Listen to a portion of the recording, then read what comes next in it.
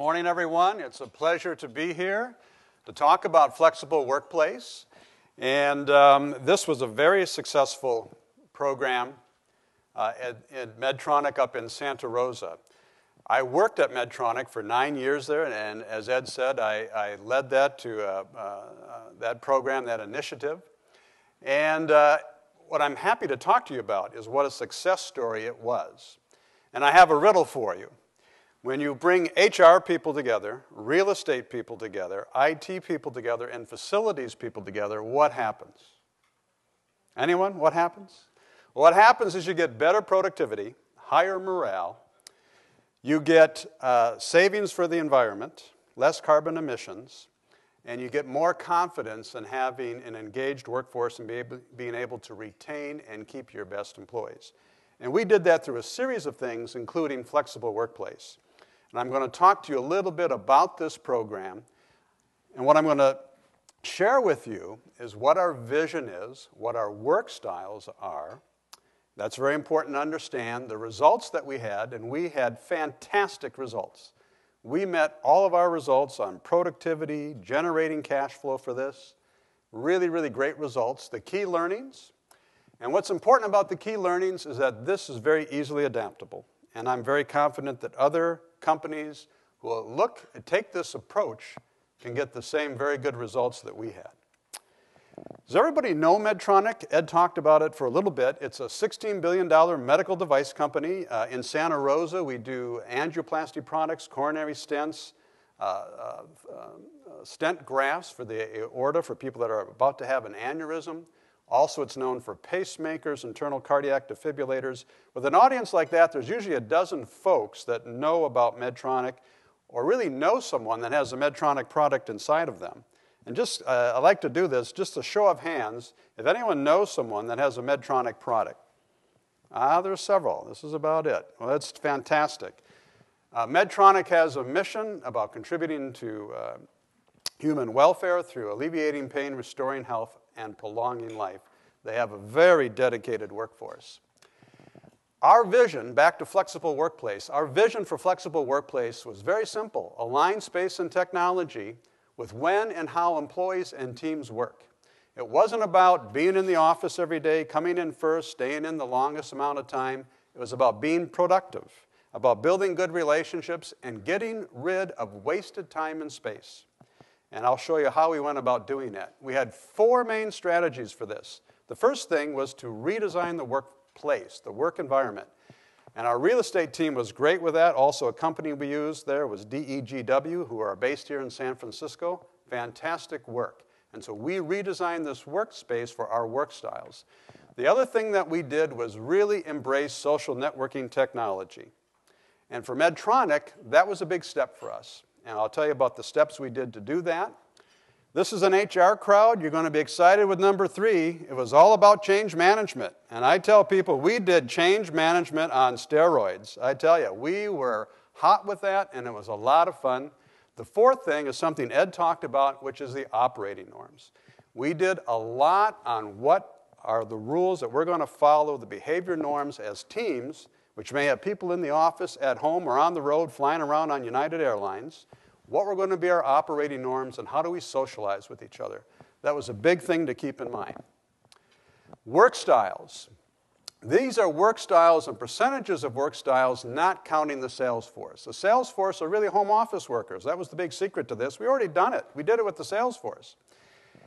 But with not counting the sales force, we had 75% of our employees are residents. They would come into work every day because they had to work in a lab, an assembly area, they had to access files that were only at work, or they needed to have a lot of face-to-face interactions.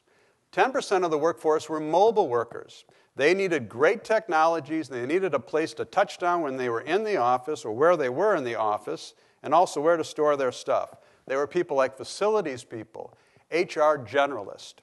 For people that went to customers and suppliers, our supply chain people and marketing people. And then our home office workers. They were people who were knowledge workers. They could do most of their work through the computer and through the telephone, through instant messaging. And these were people like statisticians, technical writers, clinical researchers, other researchers that we had. So these are our 3 work styles, and we'll talk about them. I'm going to talk with you now about results. And as I said earlier, we had fantastic results. First was satisfaction and confidence. We had a 98% satisfaction rate with our home office workers.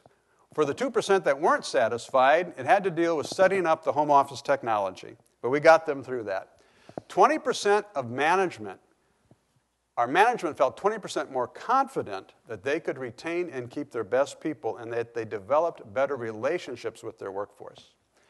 We kept turnover very, very low. I remember the days at Medtronic in this facility where you had mid-level teens in turnover. But through this process, we kept turnover very low because we kept these people engaged. Let's look at the next one, productivity. My bosses love this. And what did we see? For the whole workforce, a slight gain in productivity, which was fantastic. What was due to that gain? So 21 minutes a day they saved on improved productivity because we built out more flex rooms, small conference rooms where you could go on an instant to have a conference call, go have a discussion, go make a personal call, take all that conversation, put that in that conference room, and keep it quiet in the office bays where people needed to work. And they weren't walking around looking for a conference room. That saves a lot of time, particularly when you run that across 1,000 employees. The other thing is we trained them on good procedures on how to hold a meeting. And so they were much more efficient with their meetings. Look at home office workers. Their productivity also went up. It went up very substantially, about 20%. One, because they were more productive at home. Also, because they saved commuting time. And what did they do with that time? 60% of it went to the company. They worked more. 40% of it they took for themselves. And they also had more flexibility during their day. And so they were very grateful for that. Productivity went up. The trees and the beautiful vineyards in Santa Rosa loved us. I felt like I got a hug from a tree every day. Why? You eliminate those commuter miles. You save 408 tons of carbon emissions.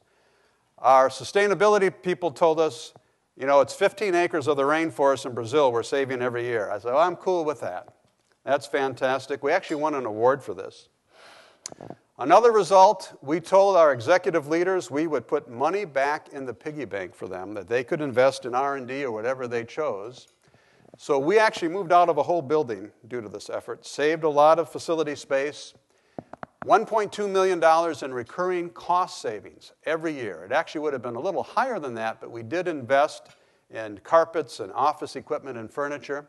And look at this return on investment, 1.5 months. My boss told me, who's a real bottom-line financial guy, great with numbers, it's the best investment he's ever made. Again, back to HR, real estate people, facilities people, IT coming together and working with the company. This is my favorite slide, the employee feedback. And so this is the soft stuff, right? So look at this. We had a young, she's one of several people, Mercy Tolvey, who lived in San Francisco, and she just told us, I am more productive at home, less distractions. There was an article in the Wall Street Journal about 2 weeks ago that talked about an average of every 12.5 minutes, a worker in an office bay gets interrupted, and it takes them like 5 minutes to get back into it. She talks about how she was more productive at home. Also, she loved avoiding that 2-hour commute every day. And in addition to that, she had a more reliable schedule to pick up her child from daycare. We had a lot of employees come up to us in HR and say, thank you just for trusting us. The vote of confidence was huge with their employee engagement. Jason Weidman, very smart guy out of the University of Michigan, GM, vice president of our coronary business, great to work with. You can see the quote there. He's a little skeptical at first, great execution. Now there's no turning back. Well, let's go to the key learnings. What's the first key learning? Align to strategies and the business needs. And so what we had at Medtronic was that our executives came to us and talked about we just have too much space. We have too much office space. We're putting too much money into that. We need more money for R&D. Why? Because we need to grow. Their strat plans talked about growth, and what would come with that growth was more investment in R&D and clinical research. We had to hire more people. Well, you start hiring people, you got to attract millennials, right? Very smart, tech savvy. The worst thing you could probably do is put them in an office bay. Technology is an extension of their personality. They're on Facebook all the time. I know I have 3 of these kids who are now adult children. They get their news from YouTube. And they want a flexible work environment. They want a company that is tech savvy, and they want a company that cares about the environment. We know that all workers struggle with work-life balance. Gallup polls surveys, the number one non-compensation benefit for years is flex time. And if we can help people let them really make their own flexibility but get all their work done, work-life balance and integration, you've got a winner. And the final thing, as I told you earlier, not all employees were going to be working from home or on United Airlines or Virgin Airlines or whatever. They had to come into the office every day because it was essential for their jobs. They worked in labs, they worked in assembly areas, they needed to access files out of libraries, or they needed that face-to-face interaction.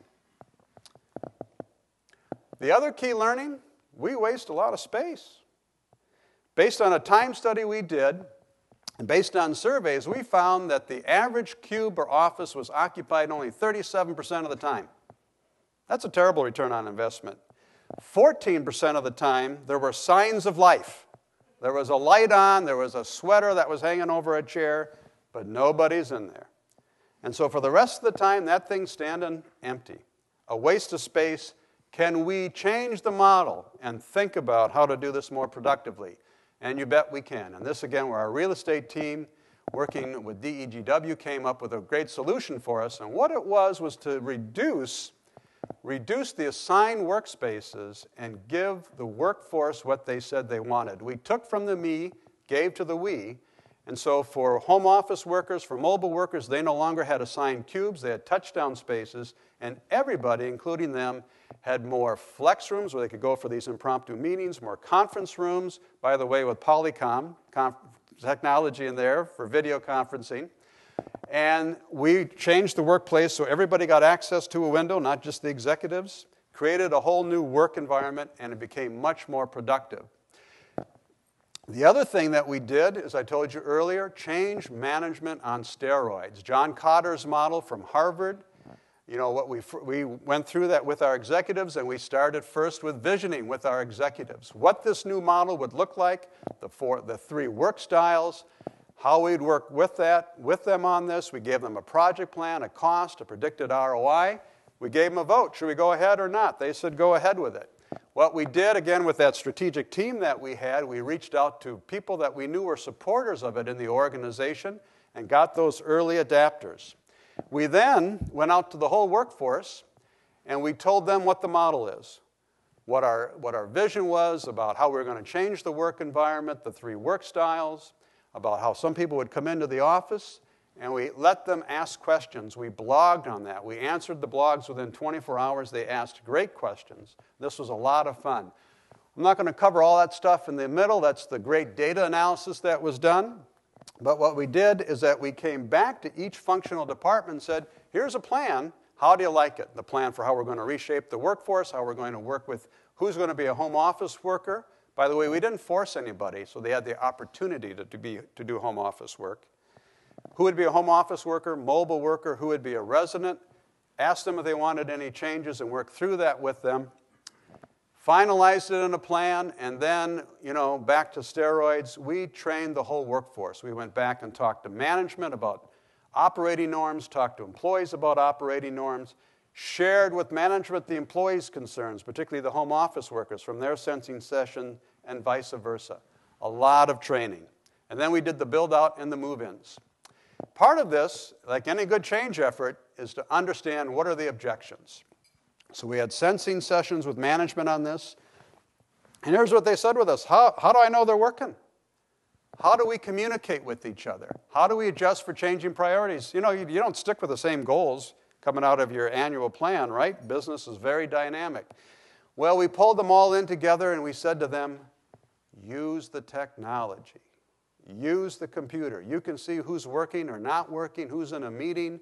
You can reach people faster by instant messaging and texting than going out and looking for them in the office bay and trying to figure out who's in the bathroom.